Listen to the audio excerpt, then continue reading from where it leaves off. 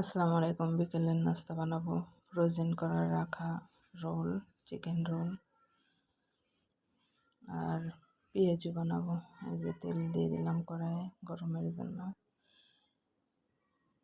পেঁয়াজুর জন্য আদা রসুন বাটা, মশলা বাটা, পেঁয়াজ মরিচ দিয়ে হলুদ একটু দিয়ে মাখায় রাখবো পেঁয়াজুটা।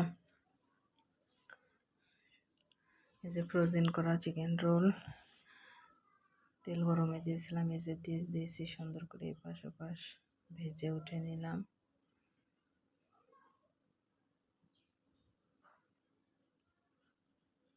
ভাজা শেষ, এখন ওই কড়াইয়ে দিয়ে দেবো পেঁয়াজু।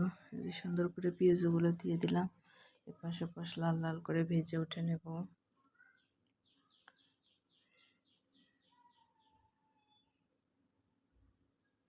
যে ভেজে উঠে নিলাম, ভাজা শেষ। সঙ্গে কিছু শসা আর পেঁয়াজও নিয়েছি আর সস, এগুলো দিয়ে খেতে অনেক